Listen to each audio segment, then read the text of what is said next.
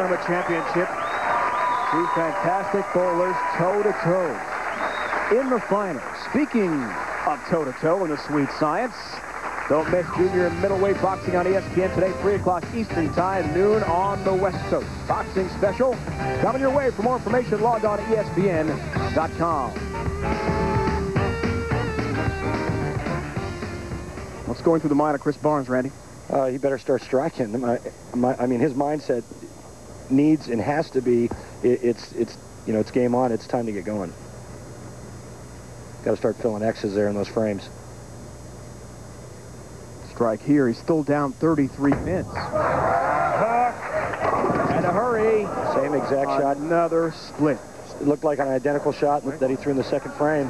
210. I mean, that's the good lane, too. That ball's not getting back. Food for thought. Either too much angle through the front part of the lane for Chris, or it's too much ball speed. He's got to change either or.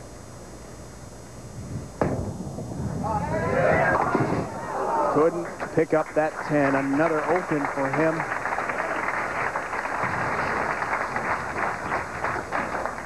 Had to get the ball further to the left of that 2-pin, slide it over into the 10.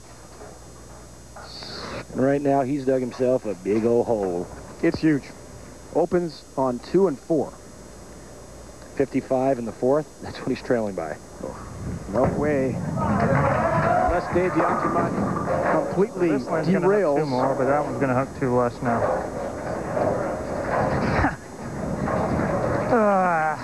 Good grief. Again, we talked about it before. I think it's such a huge advantage to go from winning a match and going right into the championship match, because you're there, you're bowling on the lanes. You see the transition as it's happening in front of you. This guy here, Chris Barnes, had to sit out a game and then come back over and kind of guesstimate as to where he should stand to throw the ball. 2 good ones here. This guy's feeling it. Within 3 of the record held by Paul Kaler. PK, our stat man, our scorekeeper. What a job he's done for us. Come on! Oh, solid 5. How manly. Something you don't see from a guy that throws the big bomb, the big hook ball. You never see that 5-pin standing. But watch this. The pin action, this ball is going to be light. There's going to be all kinds of stuff going on back there in the pin deck.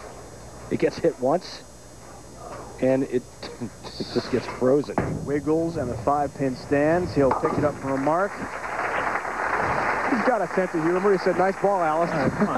Just like if you leave a putt short, right? Same thing. At least he's still kept that focus, but still a huge lead. He'll take another mark.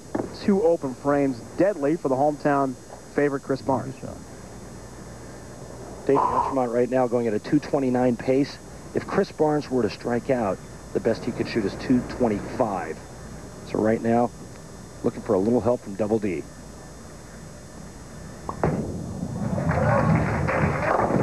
Oh, Dave, that was real close to being exactly what Chris Barnes did on the right lane. He'll gladly have just the 2-pin standing for the way he's bowling. Should be an easy mark and a pickup. Really a great break, that 10-pin falling late. He's got to be pinching himself. He told us last night, "I just appreciate making TV again. It's been so long." Picks up the 2-pin for another mark. After 4 straight strikes to begin the match, 2 straight spares. Let's see if Chris can get his first mark on this lane. Ooh.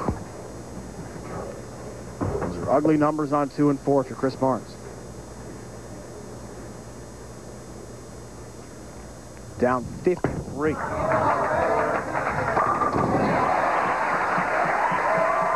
A little tip of the cap. All right. Let's see if we can get the ball to react the same way twice. Nice ball. Good work. Re-rack, please. Sarcasm. Re-rack, either resetting the pins, getting on spot, maybe taking a breather. Now, keep in mind how close, tantalizingly close, Chris Barnes came to beating Smith over in Japan. This is not quite as dramatic, but still getting to the final again, falling short. Yeah, well, he led the Japan Cup by about 400 and some odd pins, only to lose by 2 pins to Robert Smith. Here, this tournament format, obviously our format on the big tour, a lot different, more of a match play, match game type of format. Right puts him down 43. There it is. He really put the sweet touch on that shot. Really gave it a lot of hand. Really cabled it at the bottom.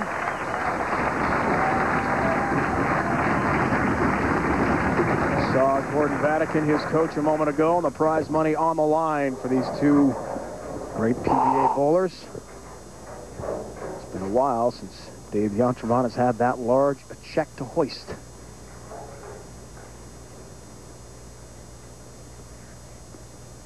Inching closer on lane 12.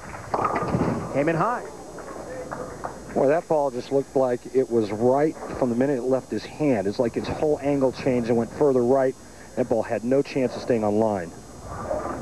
You can see Dave now looking at, when a player starts looking at the approach and looking at the lane after he's thrown a shot, he doesn't know really what the ball is going to do when he leaves his hand. He's trying to figure out where to stand, where to throw, and try to get a new visual on a different ball reaction. Look out. Missed it. Chops those two balls, leaves the three and an open frame. The one thing you don't want to do against a Chris Barnes, a Walter Ray Williams Jr., guys like that, you don't open the door for. You don't give them an opening that those guys are looking for to get back into a match, and he's just done that. Dave D'Entremont now going at a 216 pace. Chris Barnes can strike out. He's on a double. He can strike out for 225. Still leads by 29.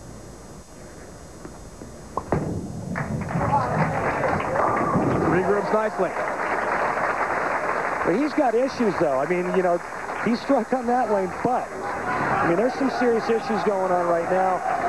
His reaction on the right lane, he needs to get a good shot under his belt on the right lane. It looks like Chris Barnes is now zeroed in. Strike here, and he's down 19. Yeah, very shaky the first 5 frames. He is on a double. This is going to be the shot that really tells you where he's at in terms of if he's lined up or not.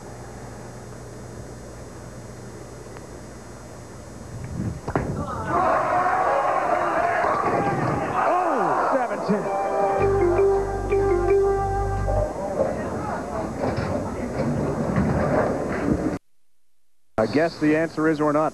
The absolute worst break in bowling, in my opinion. This has been made 3 times on TV in the history of the tour. Throw the ball really hard at the 10-pin, hope it bounces out of the pit. Those are the folks who have done. We'll just get the 7. Great look for our crew on the pin deck. Randy, it's that 10-pin hopping but not falling. And that is all I got in the bag. It's incredible how close it came to falling down. That's just such a really, really good shot to walk away with an open frame as opposed to one or both of the pins falling. You end up with a spare or strike.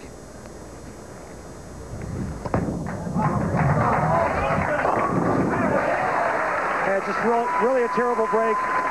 It may be the turning point of this match, determine the overall outcome. Right now, this title is in Dave D'Entremont's lap. It's his for the taking. Right there in front of you, Dave. 43-pin lead. This for 53-pin advantage as he works on a strike. Look out. High again. God. Avoids a split, but can't quite nail that coffin in. And the big difference right now, the way I see it, is misfortune on Chris Barnes' part. Solid 7-10. Dave D'Entremont kind of shooting himself in the foot. Great break for him right there, only leaving the 2-4. I'm sorry, the 3-6. Covers it with a spare. Needs to show up in the 10th frame and mark. 4 pins to be exact.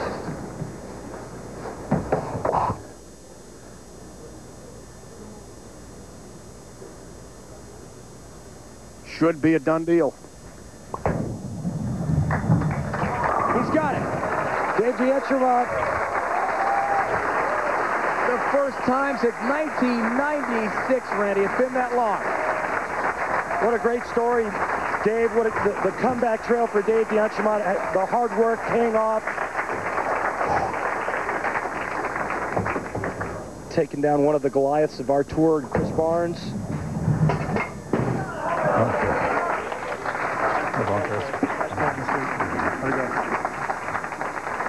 And an automatic berth into the TOC, Tournament of Champions, to be held in December in Connecticut. Well, at least I lasted on the bubble for 1 week. Thanks a lot, Dave. Sorry, partner. It didn't last long. How about this time? Hey!